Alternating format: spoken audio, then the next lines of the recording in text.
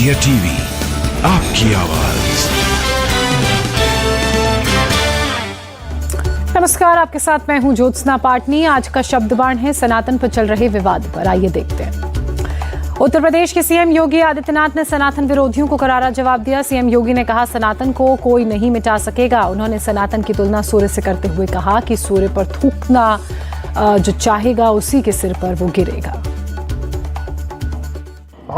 भारतीयता, भारत की सनातन परंपरा पर उंगली उठाने का प्रयास हो रहा है, विरासत को अपमानित करने का प्रयास हो रहा है, विरासत के प्रति समाज की दृष्टि को कमतर करने का कुत्सित प्रयास हो रहा है। लेकिन इनसे सब भूल गए कि जो सनातन नहीं मिटा था, रावण के अहंकार से जो सनातन नहीं टिका था, कंस के हुंकार से जो सनातन नहीं मिटा था, बाबर और औरंगजेब के अत्याचार से वह सनातन इन तुच्छ सत्ता परजीवी जीवों से क्या मिट पाएगा। आज इनको स्वयं अपने कृत्यों पर लज्जित होना चाहिए। मानवता का धर्म जो सनातन धर्म है, उस पर उंगली उठाने का मतलब मानवता को संकट में डालने का कुत्सित प्रयास।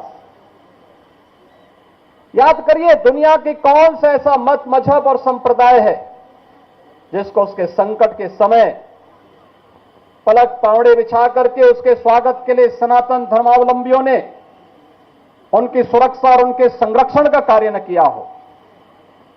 हमने कभी नहीं कहा कि हम विशिष्ट हैं।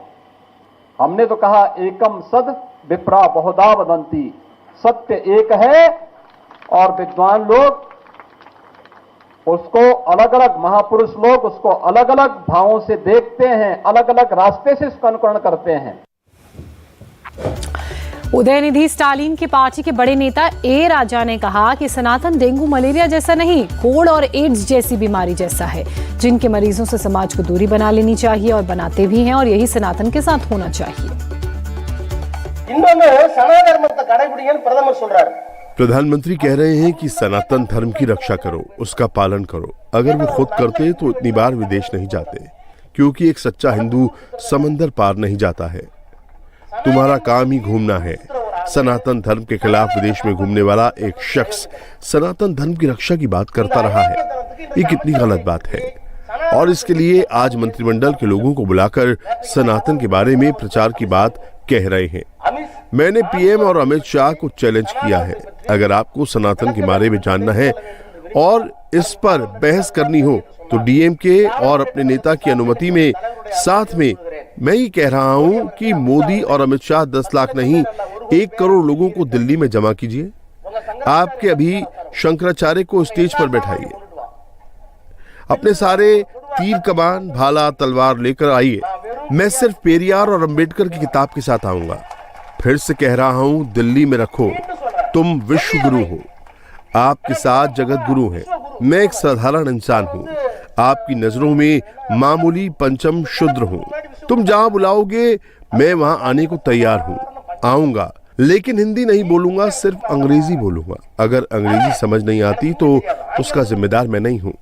फिर से कह रहा हूं कि उदयनिधि ने बहुत नरमी से बयान दिया है, मैं और सख्त लहजे में बात करूंगा। अगर सनातन के बारे में बोलने के लिए आपके पास कोई है तो सबके सामने इस मंच से चैलेंज कर रहा हूं, दिल्ली में कहीं भी बुलाओ, राजा आने के लिए तैयार है।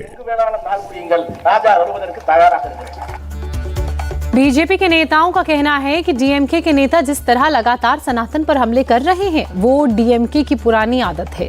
रविशंकर प्रसाद संविधान की मूल कॉपी लेकर आए, दिखाया संविधान में राम दरबार है, बजरंगबली की तस्वीर है, संविधान में भी सनातन समाहित है। सोनिया गांधी जी, भाजपा की ओर से ये फिर मैं सवाल पूछ रहा हूं, मुंबई में क्या फैसला किया था आप लोगों ने कि क्या हिंदू आस्था,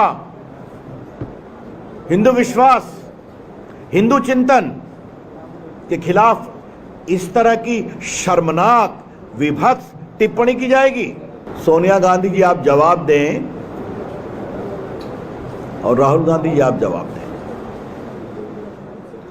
ये बार बार हिंदू आस्था, हिंदू विश्वास, सनातन सत्य, इसके खिलाफ क्यों बेअदबी की जा रही है?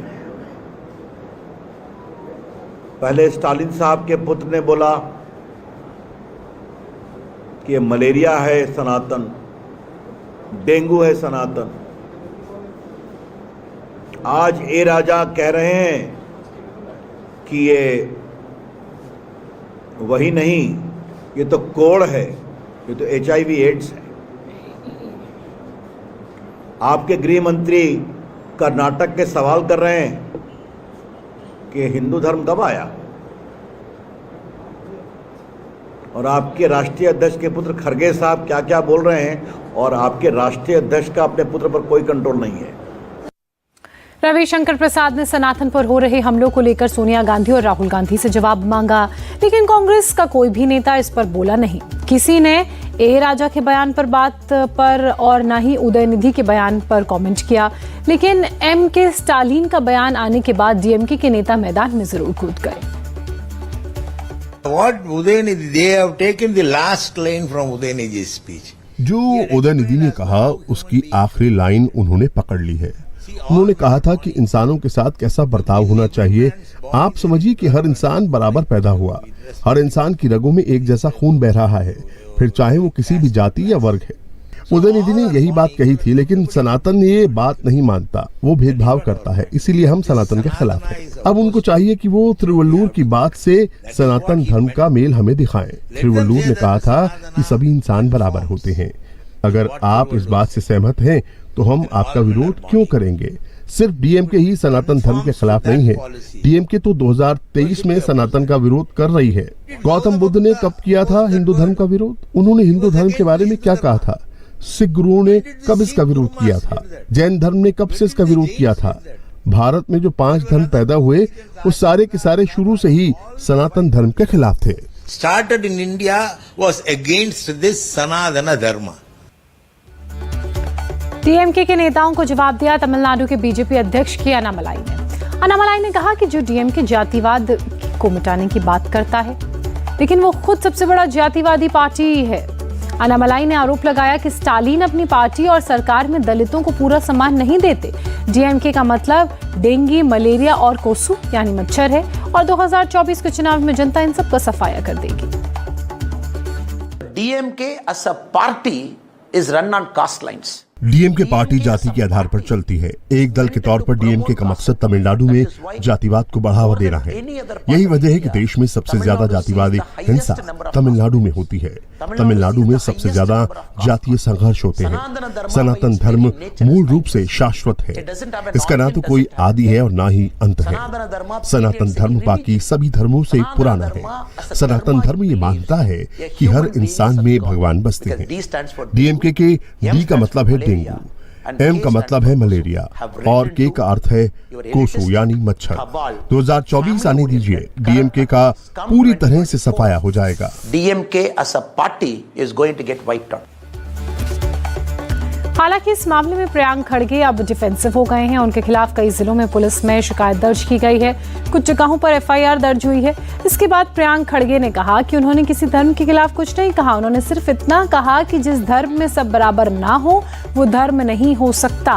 प्रियांक खड़गे ने कहा कि उनका धर्म संविधान है। अब ये कहने पर कोई केस कराए, सरकार उन्हें जेल में डाल दे तो इसकी उन्हें कोई चिंता नहीं।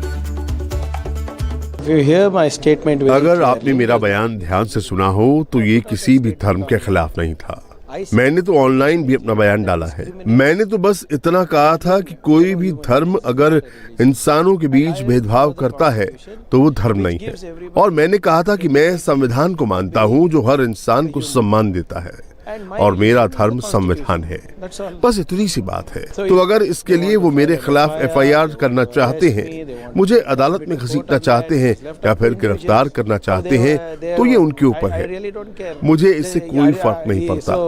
मोदी जी के भारत में अगर मैं ये कहूँ कि संविधान को मानता हूँ तो क्या वो मुझे गिरफ्तार करेंगे? तो कर लीजिए गिरफ्तार। आपको रोक कौन रहा है? प्रियांक खड़गे ने यह भी कहा कि अब तो संघ के प्रमुख मोहन भागवत ने भी मान लिया है कि लोगों से भेदभाव हो रहा था। 2-2.5 हजार साल से ये ऐसा होता आ रहा है। प्रियांक खड़गे ने कहा कि मोहन भागवत बताएं कि ये भेदभाव कौन कर रहा है, इसके लिए जिम्मेदार कौन है। मोहन भागवत जी ने एक बयान दिया है कि पिछले 2-2.5 हजार साल से सामाजिक भेदभाव होता आ रहा है। पिछले 2000 साल से हम भेदभाव करते आ रहे हैं। आप कृपा करके उनसे पूछिए कि वो किसे हम कह रहे हैं, कौन सी विचारधारा और कौन सा धर्म है जिसने इंसानों से भेदभाव किया। हमें समता मूलक समाज बनने से किसने रोका था? उनको इन सवालों के जवाब देने होंगे, क्योंकि उन्होंने ये स्वीकार किया कि भेदभाव हो रहा था। असल में मोहन भागवत ने ये नहीं कहा कि सनातन में समाज के कुछ वर्गों को दबाया जा रहा है। मोहन भागवत ने आरक्षण के संबंध में ये बात कही थी कि सनातन में जाति का निराधरण जन्म से नहीं होता, लेकिन पिछले 2000 साल में ये बुराई हमारे समाज में आई। 2000 सालों में कमजोर वर्गों के साथ अन्याय हुआ, लेकिन अब उन वर्गों को बराबरी पर लाने के लिए, उन्हें अवसर देने के लिए आरक्षण की व्यवस्था लागू हुई। देखिए, अपने यहाँ जो आरक्षण दिया गया है वो अपने देश में सामाजिक विषमता का इतिहास रहा है और हमने अपने ही समाज के बंधुओं को सामाजिक व्यवस्था के तहत पीछे रखा। उनका जीना पशु समान हो गया तो हमने चिंता नहीं की, और ऐसा कम से कम 2000 वर्ष चला ही है। धीरे धीरे महाभारत में ऐसे उदाहरण मिलते हैं जात पात के उल्लेख से, और कुछ बातें नहीं दी तो इक्का दुक्का है। वहाँ ये भी है कि जन्म से जात पात नहीं माननी चाहिए वगैरह वगैरह, परंतु तब शुरू हो गया और धीरे धीरे बहुत विकट स्थिति में पहुंचा। उनको अपने बराबरी में लाने तक उनको कुछ विशेष उपाय करने पड़ेंगे। घर में अगर हम सब लोग हैं, दूध कम आता है, सबको दूध नहीं मिलता, लेकिन जो बीमार है उसको मिलता है, तो ऐसा हम कहते नहीं कि उसको क्यों दे रहे हैं। परिवार में सब समान है, लेकिन जो बीमार है उसकी विशेष चिंता करनी ही पड़ती है। ऐसा वो आरक्षण लागू किया है। इसलिए जब तक वो भेदभाव है तब तक उसको चालू रहना चाहिए। आज दिखता नहीं है, लेकिन वो भेदभाव अभी भी है। सम्मान की बात है, केवल आर्थिक बराबरी की बात नहीं, केवल राजनीतिक बराबरी की बात नहीं, सामाजिक बराबरी सम्मान की बात है। इसलिए एक सद्भाव बनाकर हम इन बातों को देखें, नफा नुकसान का विचार न करें। अपने लोगों के लिए जिन्होंने 2000 साल कष्ट झेला, हम 200 साल कष्ट झेल ले तो क्या फर्क पड़ता है।